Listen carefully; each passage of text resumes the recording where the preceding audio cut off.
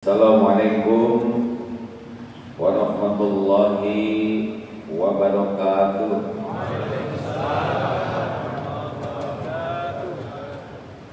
Alhamdulillahi rabbil alamin alladzi khalaqal mauta wal hayata liyabluwakum ayyukum ahsanu amalan wa huwal azizul ghafur. Allahumma salli ala Sayyidina Muhammad wa ala alihi wa ashabihi ajma'in. Ya Allah, Allahumma inna nas'aluka ilman nafi'an wa rizqan thayyiban wa amalan mutaqabbalan. Duhai Allah yang Maha Menatap, kami mohon kepadamu ilmu yang manfaat, rezeki yang baik, amal yang engkau terima. Wahai Allah yang Maha Mendengar, Allahumma inna nas'aluka imanan kamilan. Karuniakan iman yang sempurna ya Allah. Warizqan, Allahumma inna nas'aluka imanan kamilan wa yaqinan shadiqan, keyakinan yang benar. Wa qalban khashi'an, hati yang khusyuk. Wa lisanan dzakiran, lisan yang selalu basah menyebut namamu ya Allah. Allahumma hdina li ahsanil akhlaq. Ya Allah, tunjukkan kepada kami akhlak yang mulia. Tiada yang dapat menunjuki selain hanya Engkau. Palingkan dari diri kami akhlak yang buruk ya Allah. Tidak ada yang dapat memalingkannya selain Engkau. Rabbana taqabbal minna ya Allah, innaka antas samiul alim. Catatkan yang hadir ini menjadi hamba-hamba yang Kau ridhoi. Catatkan yang hadir ini menjadi hamba-hamba istiqomah. Catatkan yang menyimak dan hadir ini menjadi hamba-hamba husnul khatimah. Kumpulkan jadi ahlul jannah. Taqabbal minna ya arhamar rahimin, innaka antas samiul alim. Amin. Sayang kalau tidak berdoa, karena doa adalah ibadah yang sangat penting. Boleh saya punya permintaan sebelum dilanjutkan? Bapak-bapak maju merapat kiri kanan, karena yang di luar masih ada. Saya tidak tega melihatnya. Masuk yang di luar silakan, kecuali bapak-bapak yang berhalangan. Om, maju. Gue lihat di luar masih ada. Rapat saja sengaja, daun jatuh, tidak menyentuh.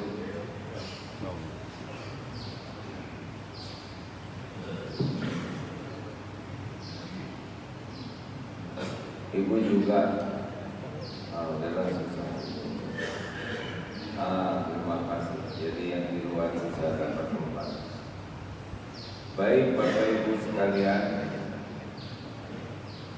seperti di tempat-tempat lain wajah ini ada kemiripan. Ini wajah-wajah bukan meninggal, wajah-wajah dalam antrian. Kita sudah diberikan jadwal.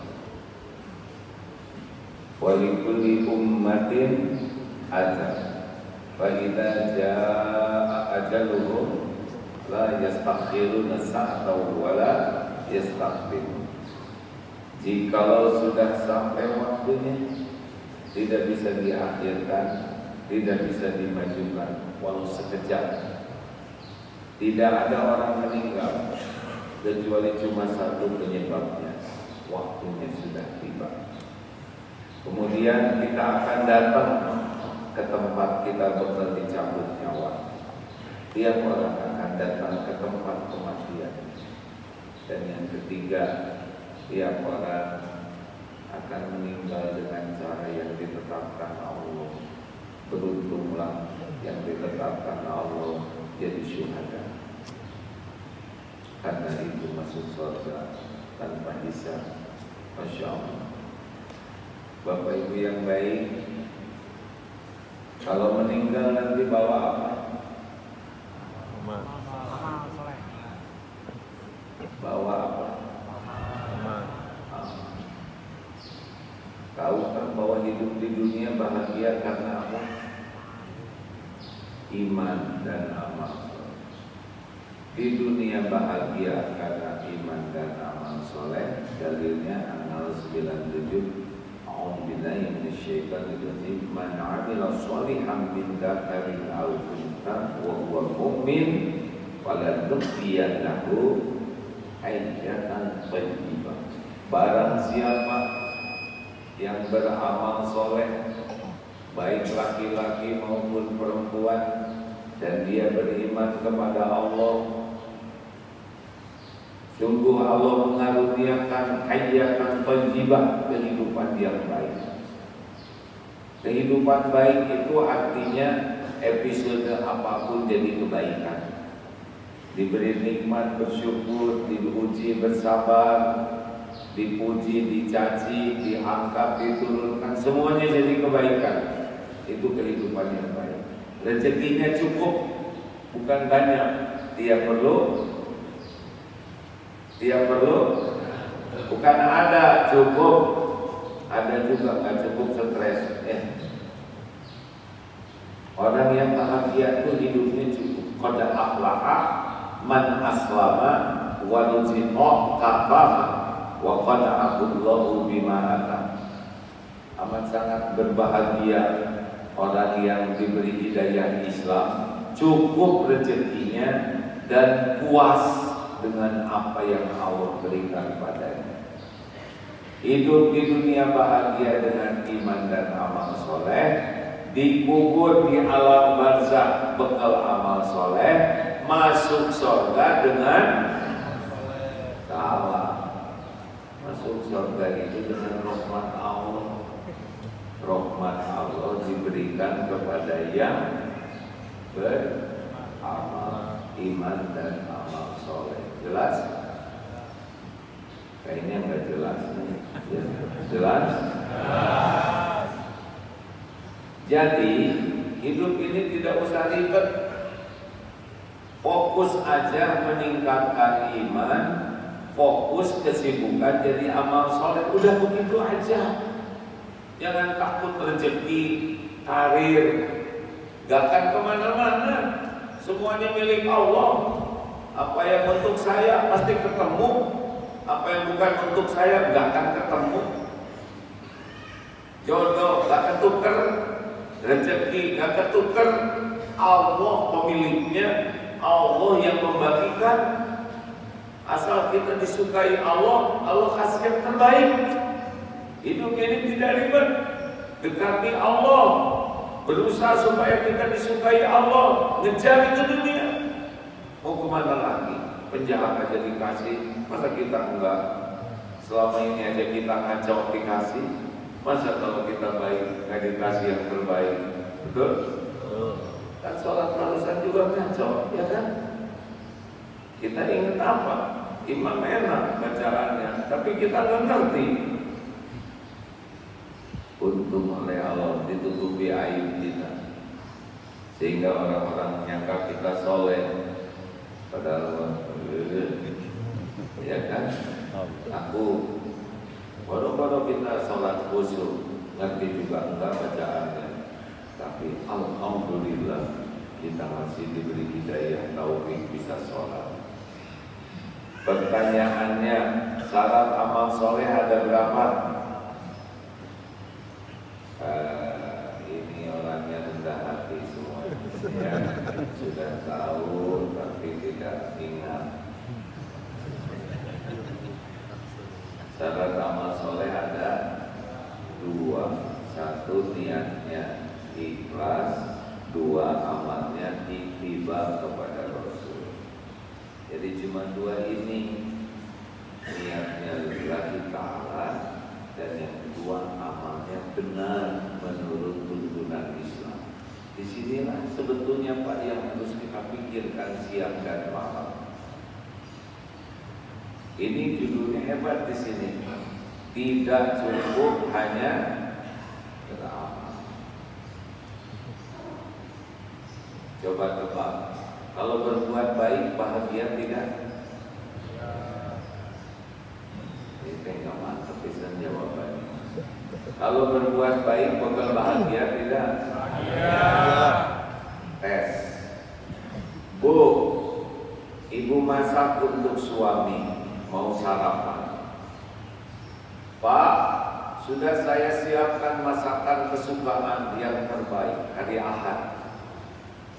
Suami bengong. Kenapa bapak kelihatan kurang ceria? Maaf bu, ibu tidak ngasih tahu. Namanya juga surprise, masa ngasih tahu.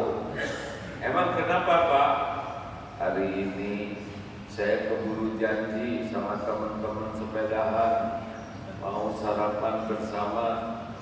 Jujur bu, ibu udah masak dari pagi, ternyata suami ada janji sama teman sepedahan. Jujur, bagaimana perasaan ibu? Diam lagi. Bu, apa bu? Kecewa, terus sedih, lalu kesel, kemudian marah. Ternyata berbuat baik tidak identik bahagia.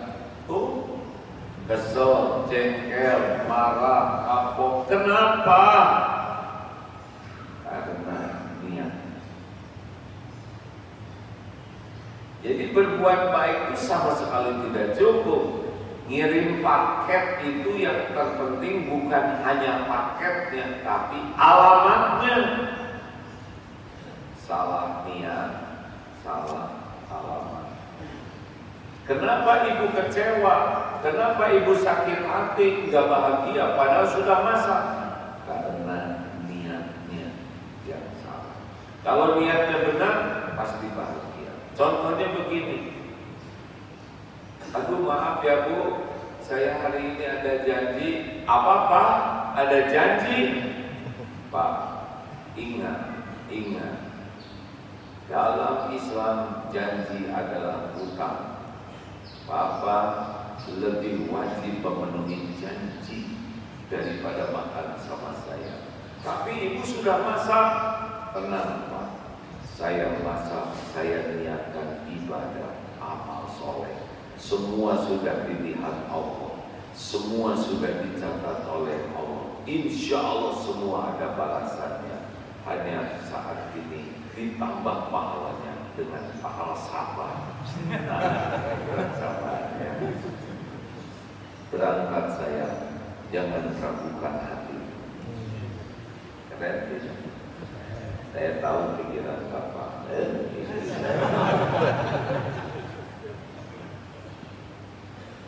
Jadi Bapak Ibu sekalian, sebelum beramal itu ada yang lebih wajib, yaitu niat. Bapak Ibu tahu tidak siapa yang pertama dihisab nanti di akhirat? Ada yang disebut pemantik api neraka. Satu, orang yang mati dalam berjuang jihad fisabilillah. Ini meninggal di medan perang, dihisab di akhirat, ditampakkan nikmat oleh Allah. Dia mengakuinya. Apa yang kau lakukan? Ya Allah, saya sudah jihad fisabilillah sampai saya mati di medan perang. Saya lakukan karena Engkau. Apa firman Allah? Kata, dusta kamu. Kamu berjuang bukan karena Allah. Kamu ingin disebut pemberani. Dan demikianlah orang-orang menyebutmu pemberani, pahlawan. Di akhirat diseret, tertelungkup, masuk ke neraka. Tidak kurang pedulinya ke Islam, tidak kurang perjuangannya, tidak kurang pengorbanannya sampai mati, tidak kurang pengakuannya. Dia ngakunya dengan Allah, tapi Allah Maha tahu isi hati. Walaqad khalaqnal insana wa na'lamu ma tuwaswisu bihi nafsuhu. Allah tahu apa yang dibisikkan di dalam hati. Wa asiru qaulakum aw ijharu bih innahu alimun bidzati sudur. Al-Mulk ayat 13. Rahasiakan kata-katamu atau jaharkan, Allah tahu isi hati, tidak bisa bohong. Jadi salah niat hancur amal kita. Tahukah yang kedua dihisab? Orang yang belajar agama dan yang mendakwahkannya, orang yang belajar Quran dan membaca, itu kelompok dua. Maaf ya, Ustaz Abdul Somad, Ustaz Ali Hidayat, Ustaz artinya udah akhir ya kan. Tak kuat karena dihisab saya ya. Sama orang yang belajar dakwah, imam yang kedua imam belajar Quran dan membacanya, ada yang membesar dapat surga yang tinggi, tapi ada yang gagal. Ketika dia tampakkan nikmat, apa yang kau lakukan? Ya Allah, saya sudah belajar, saya sebarkan ilmu. Kata dusta kamu ingin disebut alim, orang berilmu, ingin disebut syekh, kiai, dai kondang, ingin disebut mubalik, ustaz keren, dan sudah kau dapatkan di dunia. Jadi nanti bisa jadi ada orang yang dianggap ulama terkenal, nauzubillah, tapi tidak kesal karena niatnya bukan dari ridho Allah, termasuk qori. Ada qori yang tidak ke surga, diseret ke neraka, padahal tahsinnya sempurna, hafalannya banyak, suaranya merdu. Kenapa? Karena niatnya ingin disebut qori, qori'ah, hafizah, bukan dari ridho Allah. Dan yang ketiga dihisab dermawan. Ada yang terus sedekah, tapi di akhirat kata dusta kamu sedekah karena ingin disebut dermawan. Dan demikianlah orang-orang sudah memanggilmu seorang dermawan, di akhirat diseret terkelumpuh masuk neraka. Makanya hati-hati dengan hati, maka jagalah hati, jangan kotor. Masih ingat beberapa puluh tahun yang lalu sebelum heboh, hati. Baik, sudah cukup segitu. Kalau saya emosi, kalau biasa aja jauh yang betul. Hati ini raja. Ala inna fil jasadi mudghah. Idza salahat salahal jasadu kullu wa idza fasadat fasadal jasadu kullu ala wa hiya al-qalb. Ketahuilah dalam jasad ini ada segumpal daging sesuatu. Kalau dia baik, baik seluruhnya. Kalau dia jelek, jelek seluruhnya. Itulah yang dinamakan qalbu. Jadi orang itu berakhlak baik tergantung hati. Orang itu sebetulnya hatinya baik, cuman omongannya aja kasar. Tidak mungkin. Omongan kasar datang dari hati yang kasar. Jadi kalau ingin memperbaiki orang, perbaiki hati. Berat Indonesia ini, juga negeri Aceh ini, kalau tidak fokus memperbaiki hati orang, nggak bisa. Karena sudah rumusnya begitu. Rasulullah SAW dakwah prioritasnya hati. Dari 23 tahun dakwah, 13 tahun pertama fokus tauhid. perintah sholat 18 bulan sebelum hijrah itu.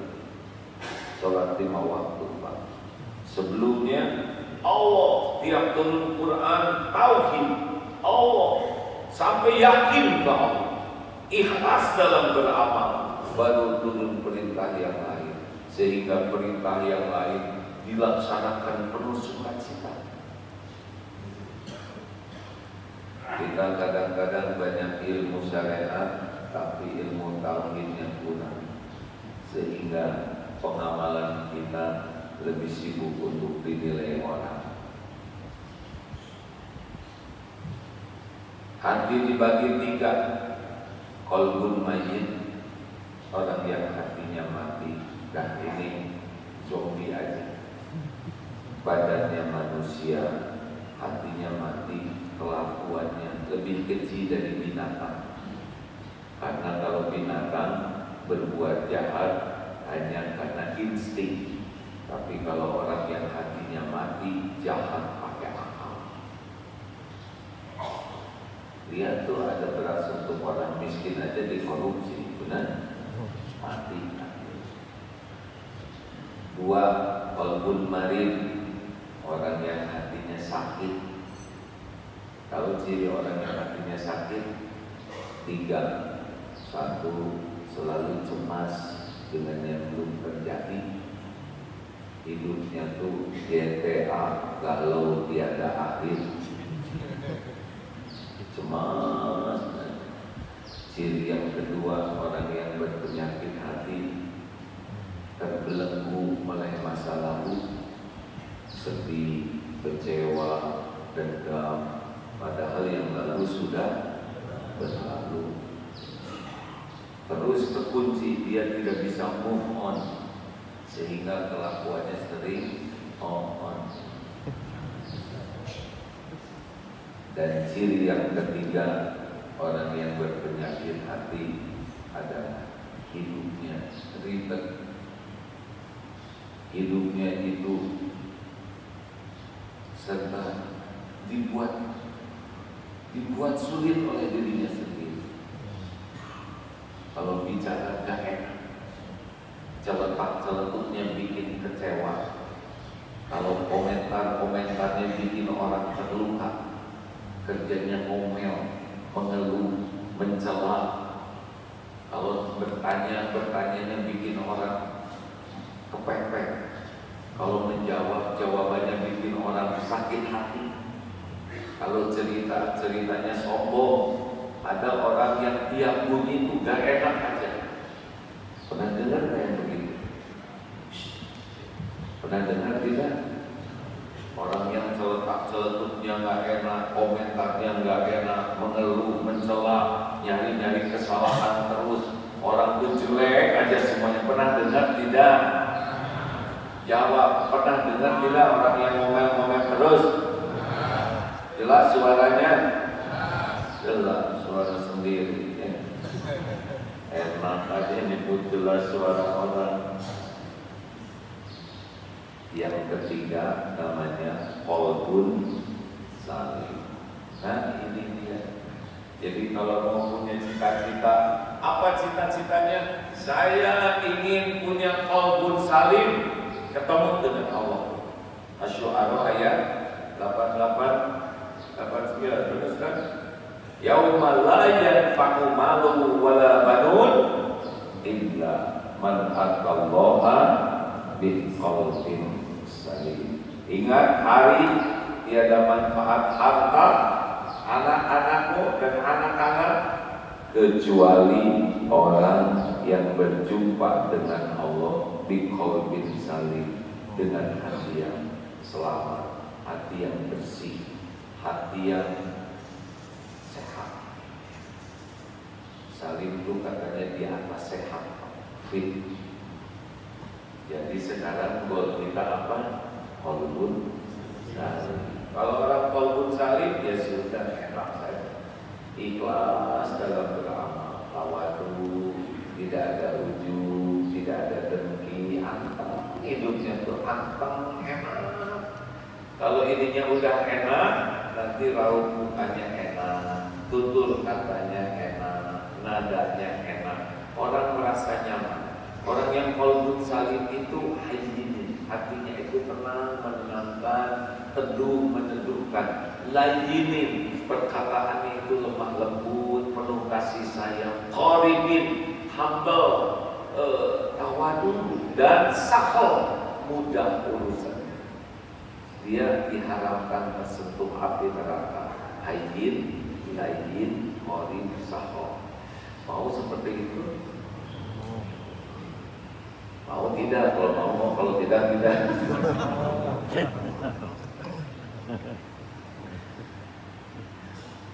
Berikut ini, jadi kayak kuliah begini, ini terstruktur ini. Bagaimana punya hati yang belajar ikhlas. Wa ma umiru illa liya'budullah mukhlishina lahu-d-din. Jadi Allah itu memerintahkan ibadah hanya buat Allah aja. Murni.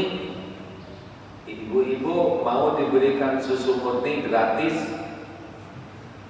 Kalau mau, kalau tidak, jelas nih. 5 liter sehari bebas ongkos kirim, mau? Ibu mau tidak? Tapi dicampur kotoran sapi 1 sendok. Mau? Sendok kecil, ujung sendok dikonsepkan oleh saya. Ibu nggak usah tahu, tapi saya aduh. Mau tidak? Tidak murni. Nah Allah tuh sukanya murni. Makin murni kita berbuat karena Allah, makin besar pahalanya, walaupun amalnya kecil. Besar amalnya, tapi tidak murni kepada Allah, dikecilkan oleh Allah. Bahkan seperti yang tadi bilang. Jadi kita ini diciptakan untuk Allah. Kita ini milik Allah. Kita dibuat oleh Allah untuk mengabdi ke Allah. Lain-lain ngikut. Jadi jangan sampai salah niat, ya. Tes. Enak yang mana? A, B. B.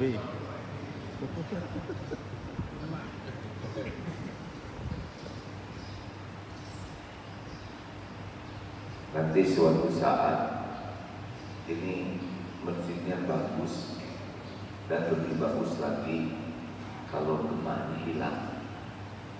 Paham tidak nih? Ini suara saya bergema, ya kan? Bisa di suatu saat dihilangkan gemahnya, jadi suaranya lebih merdu. Kalau ada gema tidak bisa maksimal, tapi lumayan aja. Karena sumbangannya sedikit, jadi sistemnya begitu.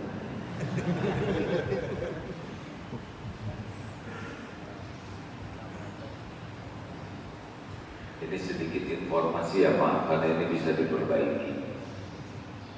Pernah dengar yang ke Masjidil Haram? Emang perlu ada tekniknya. Pada dulu kuliah saya elektro Pak, jadi agak mengerti yang ini. Jadi saya ceramahnya harus agak pelan-pelan, karena kalau terlalu cepat kurang jelas dan lelah telinga. Atau cukup segini aja. Dan ini saya pulang. Latihan ikhlas. Dalil Al-Bayyinah ayat 5. Bagaimana latihannya? Seperti apa sih orang ikhlas? Kalau diibaratkan tubuh seperti jantung, berdetak tiap saat, berdegup tiap waktu, tidak pernah sibuk menonjolkan diri. Yang suka menonjolkan diri itu ambeien, sakit, bisul, jerawat, tumor, nggak ada yang enak. Makanya bapak-bapak, ibu-ibu yang suka menonjolkan diri, ingin dipuji, ingin ingin dikagumi, ingin dihormati, hidupnya tidak bahagia. Orang ikhlas, Pak, berapa ada? Boleh dibesarkan sedikit monitornya. Orang ikhlas itu seperti matahari, hanya memberi taharat kembali bagai sang surya menyinari bumi. Kasih ibu kepada beta, sudah. Terus matahari kubah, terus saja. Kalau atau seperti gula, masih ingat gula? Teh manis tidak disebut teh gula, pada desa gula. Giliran kopi disebut kopi. Martabak manis tidak disebut martabak gula. Giliran telur disebut martabak telur. Tapi pas penyakit disebut ini sakit gula. Kasihan gula difitnah, tapi dia tetap aja manis. Enggak dipuji manis, difitnah manis. Benar? Atau seperti akar pohon tumbuh rindang, yang dipuji rindangnya, padahal akar yang mati-matian kerja. Bunganya indah, bunga yang dipuji, akar tidak, padahal akar itu yang mengokohkan dan menjedot sari patinya. Buahnya nikmat, dipuji buahnya, akar tidak dipuji. Harusnya belajar seperti itu. Lakukan yang terbaik dan lupakan. 5 latihan. 1. Latihan ikhlas. 1.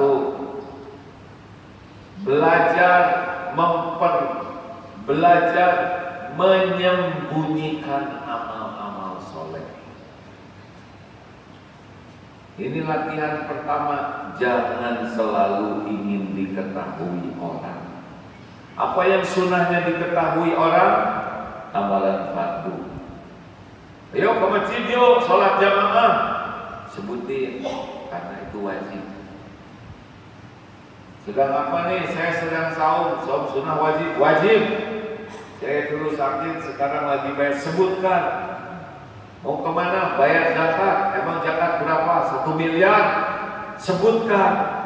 Supaya orang tidak suudon dan terinspirasi.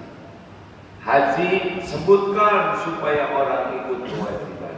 Tapi amalan sunnah tidak harus orang lain tahu. Kalau sedekah boleh orang lain tahu? Boleh. Sedekah 1 juta, tidak apa-apa, kasih tahu. Tapi sedekah yang 100 juta, diam-diam. Jangan terbalik. Sedekah 100.000 dikasih tahu, sedekah 1.000 diam-diam. Terbalik ya. Ayo, yang punya medsos, hati-hati, perusak amal.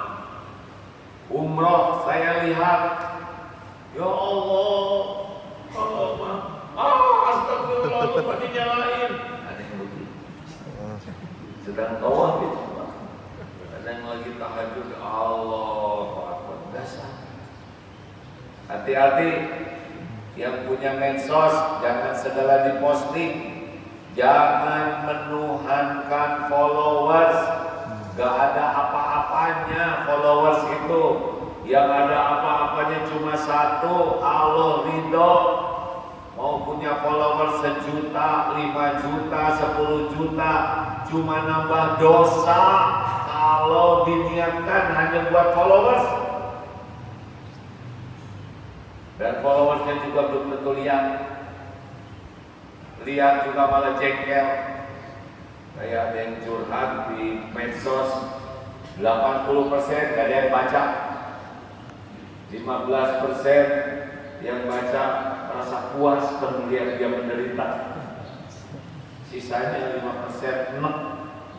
Jadi 100% gagal total. Udah, jangan ribet dengan medsos. Bukan tidak boleh, tapi jangan jadi niat untuk dinilai, like, komen, apalagi share. Bukan tidak boleh, tapi apalah. Saya juga punya medsos, tapi kepusing. Biar saja. Takdir Allah, kalau harus dengar ya dengar, yang penting omongannya benar dan selesai. Mau komen apa aja ya terserah. Yang dihisap itu mulut saya, niat saya. Betul? Ayo belajar sembunyi-sembunyi, rahasiakan. Makin banyak amalan rahasia, makin mudah ikhlas. Makin senang dilihat orang, makin susah ikhlas. 2. Apa latihan yang kedua? Ada orang, tidak ada orang, sama atau tidak. Kalau ada orang jadi bagus, tidak ada orang tidak bagus, berarti karena orang. Lagi sholat sendiri, Allah. Tiba-tiba datang yang lain, Allah. Jadi lama. Ruku juga tidak cukup, sudah agak lama. Nah, cukup ya, cukup. Sami Allah. Jadi udah gak ingat Allah. Sibuk ingin dianggap khusyuk oleh orang. Itu sholatnya karena orang. Ibu tahajud sedang doa, tiba-tiba suami bangun, ya Allah. Nah itu acting. Air mata dibiarkan di sini. Padahal itu hasil menguap, Pak. Acting, banyak orang acting, Pak. Kalau ada imam, ada calon mertua, misalkan bisa beda itu imam, bukan imam yang ini. Tegang itu, saya juga dulu gitu, Pak. Lagi imamin, datang guru saya, waduh, repot sekali. Niat jadi salah. Hati-hati.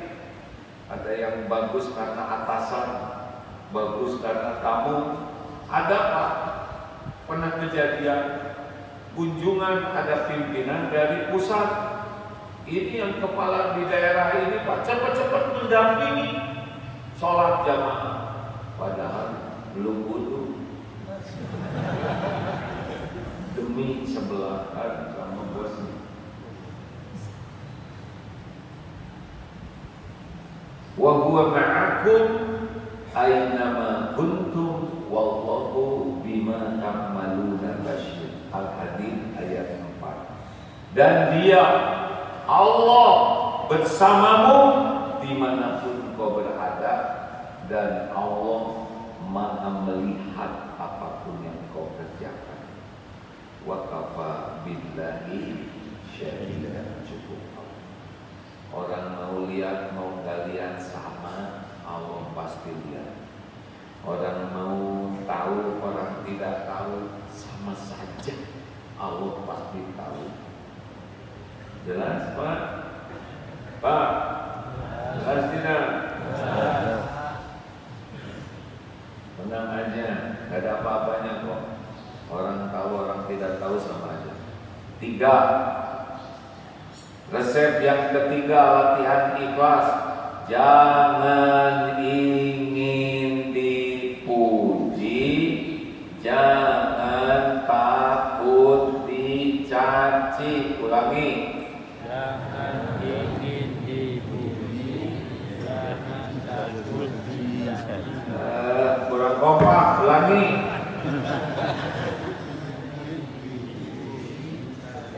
Makin gak jelas. Jangan ingin dipuji, jangan takut dicaci.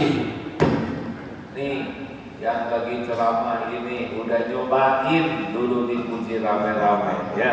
Tahu kan? Tahu kan? Udah gitu dicaci maki rame-rame di Indonesia oleh emak-emak. Kalau ini mah nggak nyaci, guru ya. Demi Allah Pak, ini saya sumpah Allah Maha mendengar. Dipuji rame-rame, dihormati rame-rame, apalagi dikagumi rame-rame, jauh lebih bahaya daripada dicaci maki. Orang yang senang dipuji mudah sekali hidup munafik. Karena orang yang senang dipuji manusia pasti sibuk hanya membagus-bagus casing, bungkus, topeng. Manusia cuma bisa lihat topeng, benar? Tapi orang yang ingin dipuji Allah sibuk membagus-bagus hati dan amal.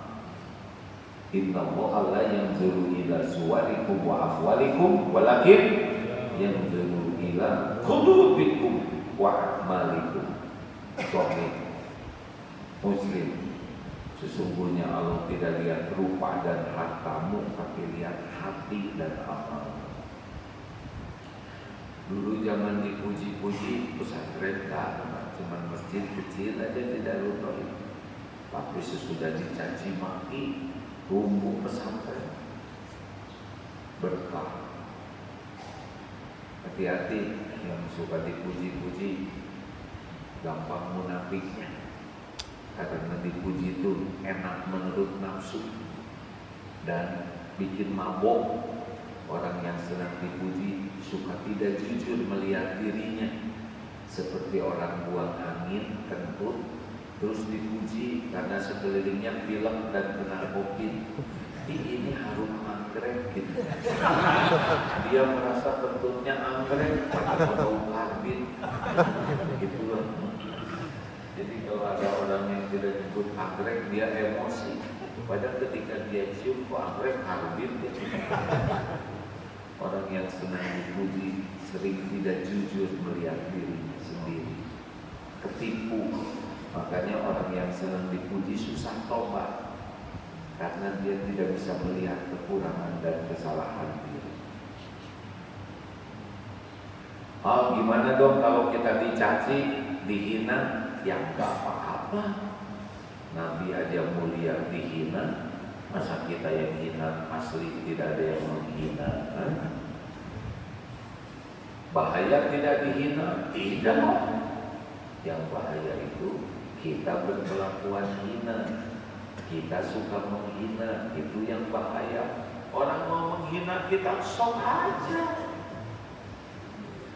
Mau tahu rahasianya supaya kuat terhadap penghinaan? Kalau mau, kalau tidak harus jelas.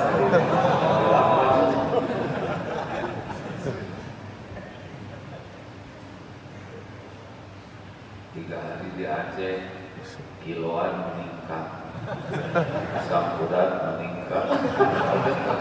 Di sini disuguhin terus, habis ini makan juga kan ya? Luar biasa, ancaman jiwa. Lanjut. Lanjut. Tadi apa ya? Saya nanya apa? Rahasia kuat dina. Maaf ya, saya sudah tua, jadi suka lupa. Udah tahu kan ciri orang udah tua belum? Ciri orang udah tua itu cirinya 3. 1, mudah lupa.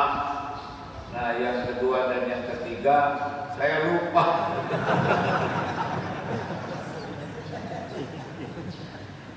Aduh, enak ketawain orang. Istighfar. Lanjut. Nih rahasia supaya tidak sakit hati. Siapa yang menciptakan kita? Allah. Siapa yang menghidupkan kita? Allah. Siapa yang memberikan rezeki kepada kita? Allah. Siapa yang menutupi aib dan dosa kita? Allah. Siapa yang bisa mengampuni kita? Allah. Siapa yang ngasih pahala? Allah. Siapa yang bisa ngasih surga? Allah. Tuh, semuanya ini dari Allah. Sedang yang menghina kita, siapa dia? Gak ada apa-apanya. Mau sampai doer, gak ngepek. Tuhan kita adalah Allah yang memiliki semua karunia hanya Allah, yang memiliki surga juga Allah, menghina gak punya apa-apa selain punya kelakuan hinanya sendiri. Mau apa kita pusing mikirin dia? Jawab. Benar? Mau apa kita pikirin? Sedangkan setiap perbuatan balik kepada dia sendiri. In ahsantum ahsantum li anfusikum wa in asatum falaha. Jika kamu berbuat baik, kebaikan itu untuk dirimu sendiri. Jika kamu berbuat buruk, jahat, jelek, kembali kepada dirimu. Jadi orang yang menghina, ya dia balik aja ke dia sendiri. Yang balik ke kita, perbuatan kita. Jelas? Kita sakit hati bukan karena dihina orang. Kita sakit hati karena kita menyakiti diri kita sendiri. So, silakan menghina saya sekarang. Nggak akan sakit hati. Biarin aja. Malah dosa saya berguguran gara-gara dihina. Malah pahala saudara bisa dioper ke saya. Rugi menghina.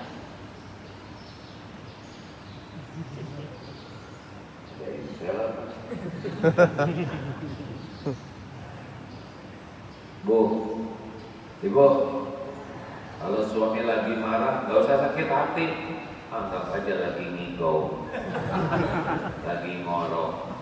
Karena orang marah-marah, orang lagi gak normal. Iya kan, lagi normal kan meluk sama ibu, betul tidak? Ingat aja lagi baik. Sama bapak juga.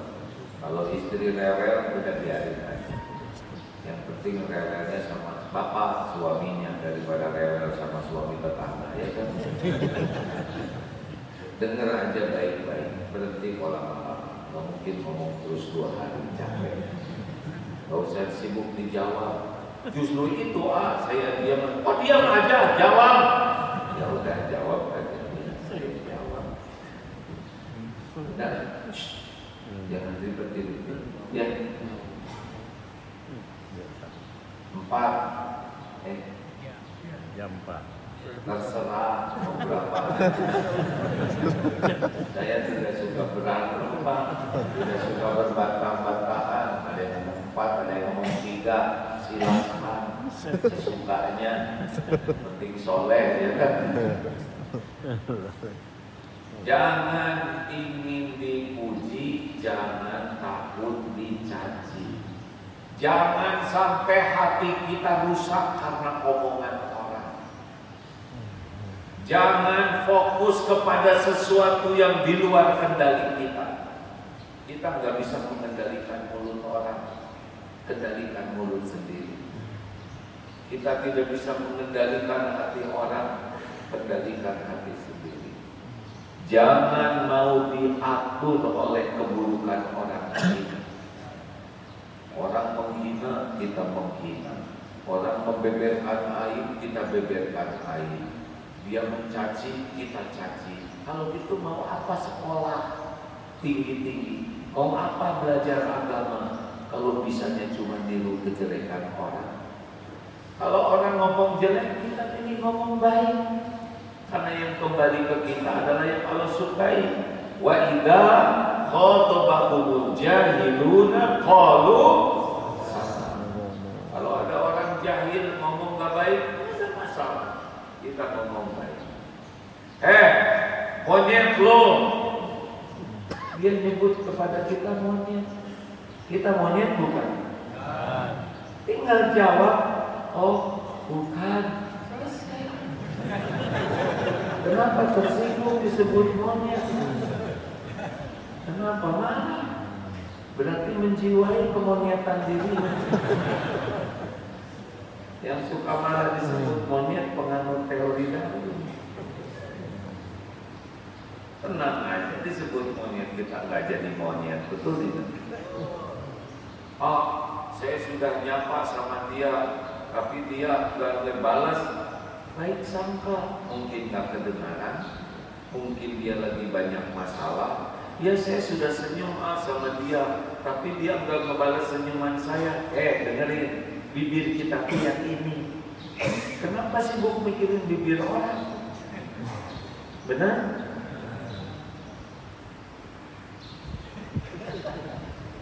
Enak hidup tuh Pak. Kalau nggak ribet mah enak. Kita mau segala dipikir, segala dibahas, segala diribetin, capek hidup seperti itu. 4. Jangan ingin dihargai.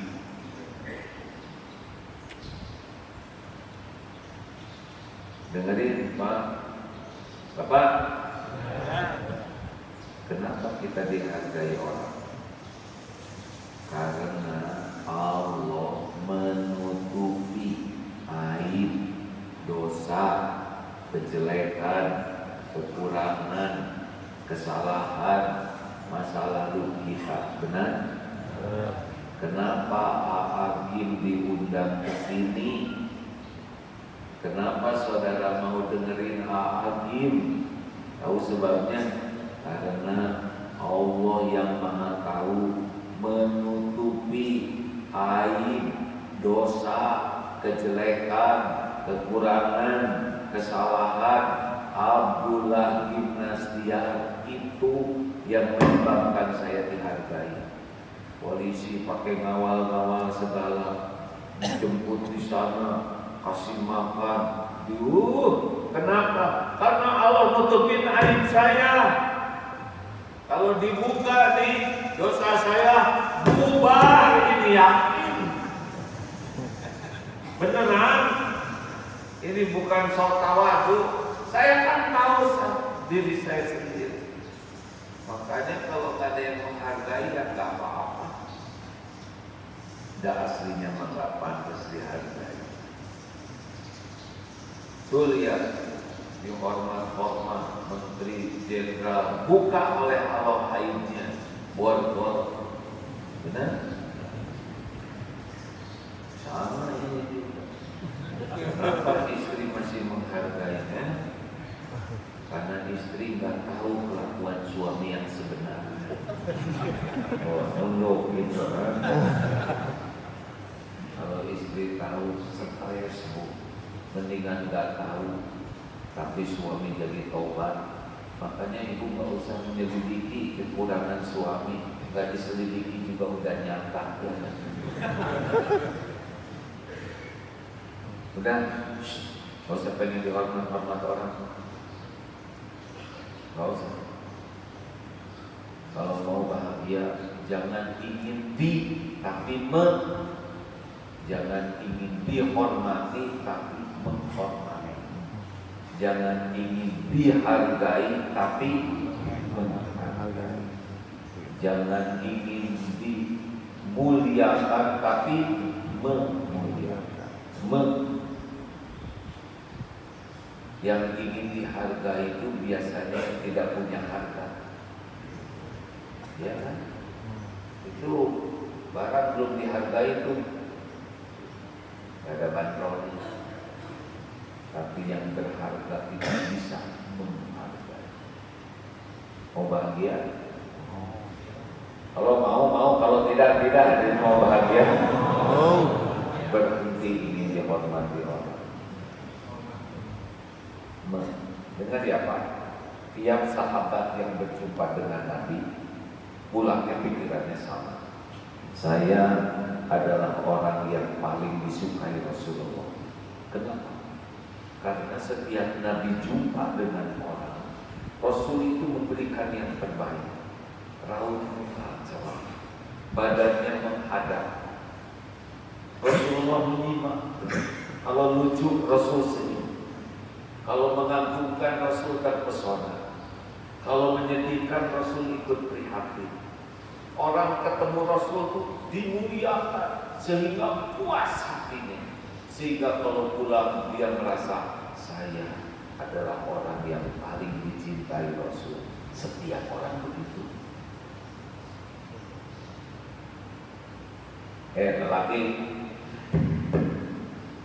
Lelaki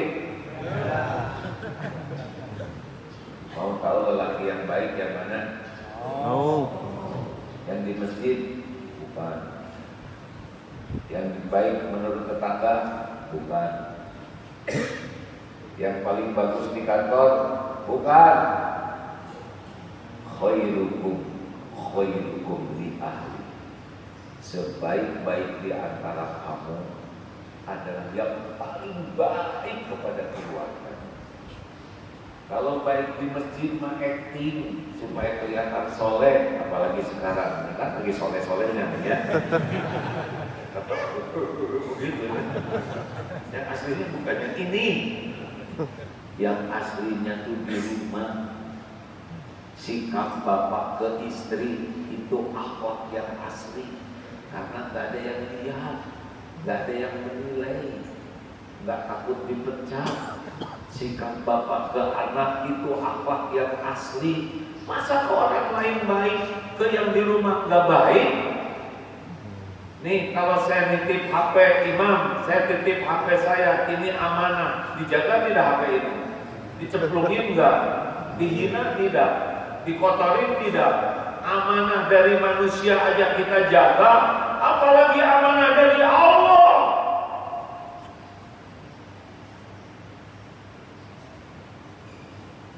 Mau latihan ikhlas di rumah. Latihan akhlak terbaik itu di rumah. Sama istri harus baik, anak-anak harus baik. Kalau bapak di rumah udah baik ke istri, ke anak, kemana-mana asli itu baik. Tapi di sini ramah, di situ lembut, di situ sopan, sini suka traktir, di rumah marah-marah melulu.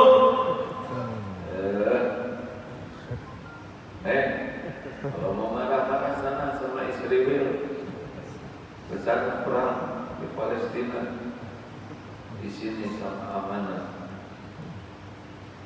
Kenapa jadi pada bawa gini ya? Waduh, gawat nih. Istri saya nggak dengerin. Tapi istri saya orangnya.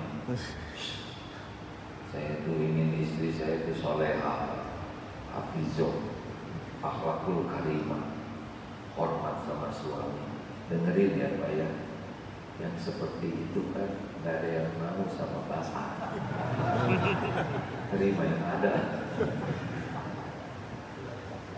Ketawanya enak ya.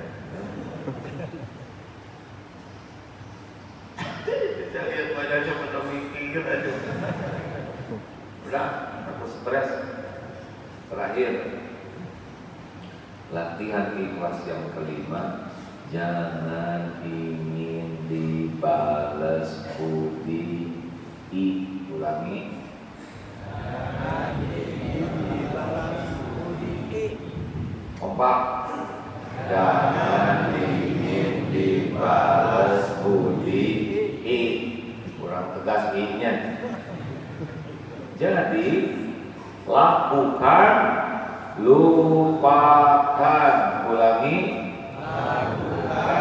Lupakan. Sekali lagi. Lakukan, lupakan. Yang mantap. Lakukan, lupakan. Perlukah kita mengingat-ingat jasa baik? Jawab. Tidak. Perlukah kita menceritakan jasa baik kita? Tidak. Perlukah kita menunggu orang lain berterima kasih? Tidak. Perlukah kita nunggu orang lain menghargai kebaikan kita? Tidak. Perlukah kita nunggu orang balas budi? Tidak. Teori ya. Tapi kalau bisa dipraktekkan, kita menderita karena kita ingin dinilai, ingin dipuji, ingin dihargai, ingin dibalas budi. Itu yang membuat hidup kita jadi tidak bahagia. Apakah Allah melihat semua kebaikan kita? Lihat tidak? Lihat tidak? Apakah Allah tahu apapun yang kita lakukan? Tahu. Apakah setiap perbuatan ada balasannya? Ada balasannya? Ada balasannya? Mungkinkah Allah lupa membalas? Mungkinkah tertukar? Mungkin Mungkinkah ada yang menghalang-halangi? Mungkinkah pemberian Allah ditolak?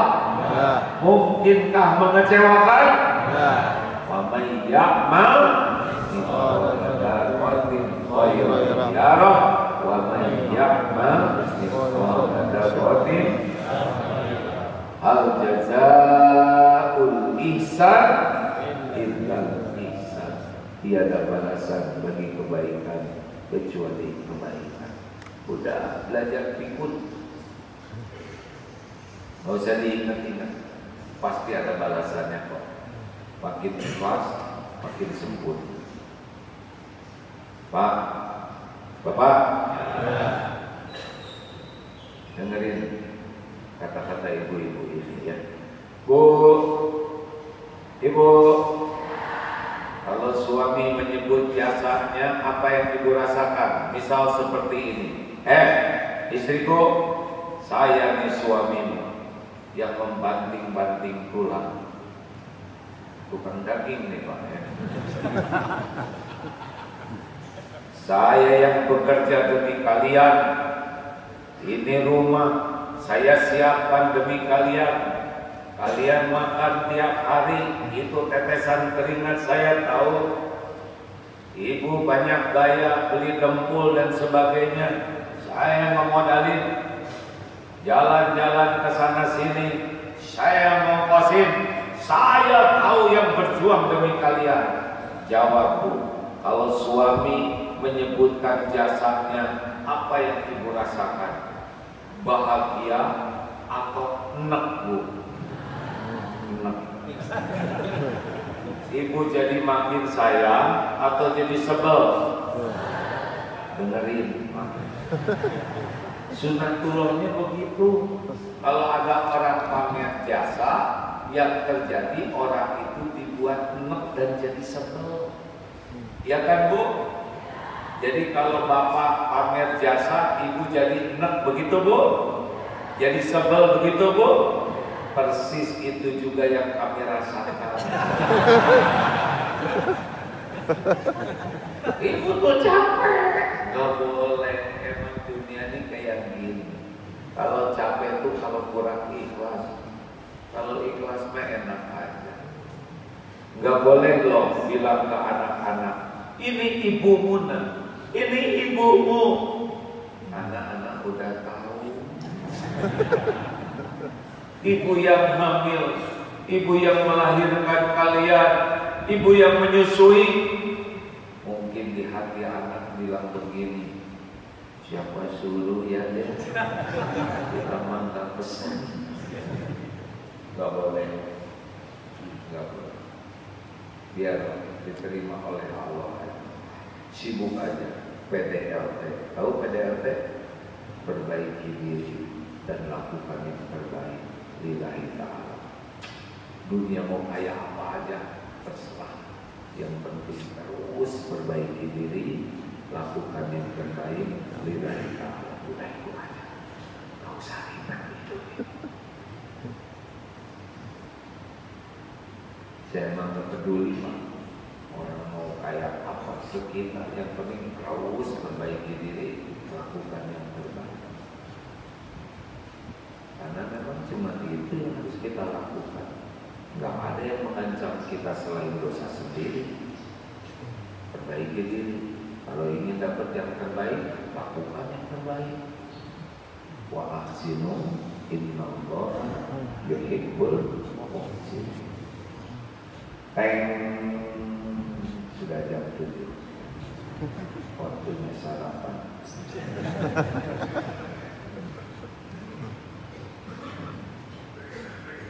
Ini tiap subuh ramai begini. Kalau tiap subuh seperti ini, tiap hari, Masya Allah, barokah. Beneran. Kalau subuh sudah seperti Jumatan, turun berkah luar biasa. Kenapa? Sholat subuh itu pahalanya seperti orang yang sholat sepanjang malam. Sholat isya, sholat separuh malam. Makin jauh dari masjid ke sini, makin habis dosanya, makin melimpah pahala. Satu langkah menggugurkan dosa, satu langkah angkat derajat. Lelaki masjid ini charger kita. Lelaki dengan masjid seperti ikan dalam air. Jauh dari masjid, ikan jauh dari air. Pasti. Sini lelaki yang jarang ke masjid disebut lelaki soleh. Males. Bu, kalau si bapak sholatnya di rumah terus, dulu pakai mukena. Kurang jantan, lelaki lari jogging 5 km kuat, bersepeda 20 km kuat, kerja puluhan kilometer kuat, ke masjid 30 meter gak kuat. Lelaki apaan? Kenapa gak ke masjid? Karena ingin digotong oleh tetangga gitu, dan maunya di depan imam. Siapa dia? Mahir. Ke masjid. Ini charger kita.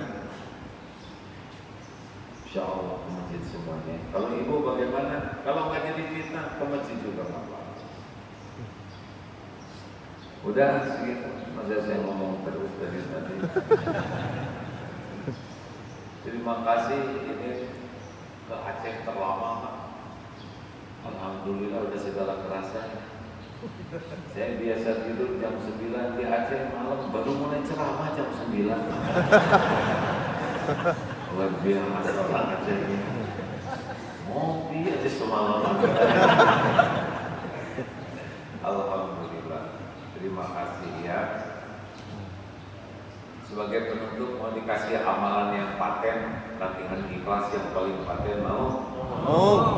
Namanya alladzina yunfiquna fis-sarra'i wad-dharra, senang berinfak dalam segala keadaan. Jadi latihan untuk bisa cepat ma'rifat di antaranya adalah senang sedekah dalam segala keadaan. Lapang sempit, dikit-dikit sedekah, dapat berita gembira sedekah, malam bisa tahajud sedekah, hafalan meningkat sedekah, ada berita sedih sedekah, cemburu sedekah, suami marah-marah sedekah, sedekah, ada uang dikit sedekah. Makin banyak sedekah, gak ada uang makanan, gak ada makanan tenaga nyapu bersihin mukena, gak ada ini, gak ada waktu pikiran, gak punya apa-apa, senyum, wajah cerah, membahagiakan orang, itu sedekah semua. Terus lillahi ta'ala. Lihat saja orang yang selalu bersedekah. Karena kalau kita mau meninggal, ditanya kalau mau dihidupkan, mau apa? Pasti kita minta kesempatan bersedekah. Sedekah, ya. Jangan ragu-ragu. Mana konsol sedekahul minimal, tidak akan pernah berkurang harta dengan sedekah. Baik, sambil kita baca Fatihah, ayat kursi, Ustaz tolong bacakan ya, sama-sama sambil bersedekah ya. Sedekah pagi.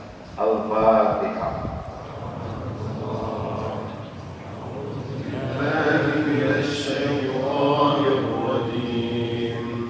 Bismillahirrahmanirrahim. Alhamdulillahi Rabbil alamin. Ar-Rahmanir Rahim. Maliki yaumiddin.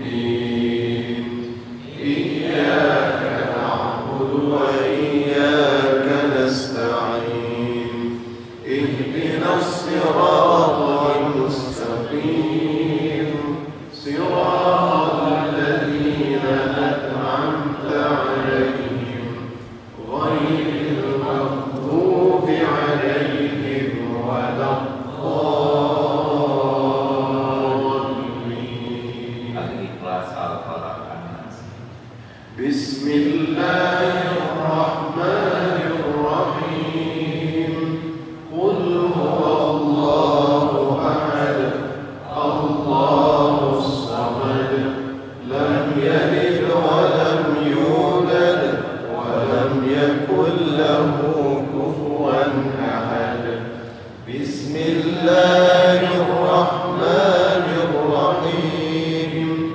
Qul a'udzu birabbil falaq, min syarri ma khalaq, wa min syarri ghasiqin idza waqab, wa min syarri naffatsati fil 'uqad, wa min syarri hasidin idza hasad. Bismillahirrahmanirrahim.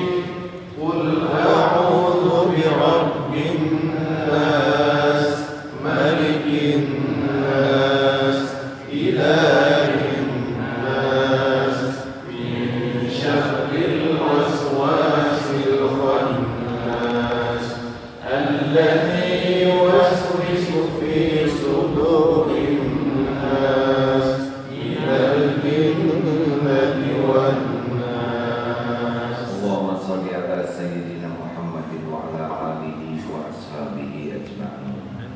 Ya Allah, alhamdulillahirabbil alamin. Duhai Allah yang Maha Menata, wahai yang Maha Dekat, terima kasih atas semua nikmat ini ya Allah. Alhamdulillahirabbil alamin. Ya Allah, jadikan saat ini benar-benar saat penuh ampunan-Mu.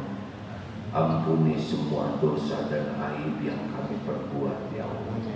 Ampuni sekelam apapun masa lalu kami. Ampuni dosa yang terang-terangan, dosa yang sembunyi-sembunyi. Ya Allah, ampuni maksiat yang berulang-ulang kami lakukan, padahal kami tahu itu dosa. Ampuni ya Allah semua kemusyrikan yang ada di hati kami. Allahumma inna na'udzubika min an nusyrika bika syai'an na'lam wa nastaghfiruka lima la na'lam. Ya Allah, kami berlindung dari kemusyrikan, dari menyekutukan Engkau dengan apa-apa yang kami tahu, dan kami mohon ampunan dari apa-apa yang kami tidak tahu. Ya Allah, ampuni semua dosa kami kepada ibu bapa kami. Ampuni dosa kami kepada keluarga kami. Ampuni dosa kami kepada guru-guru kami. Allahumma ighfir lil mu'minina wal mu'minat, wal muslimina wal muslimat, al ahya'i minhum wal amwat. Allahumma inna nas'aluka taubatan nasuha wa taubatan qoblal maut, wa rahmatan 'indal maut, wa maghfiratan ba'dal maut.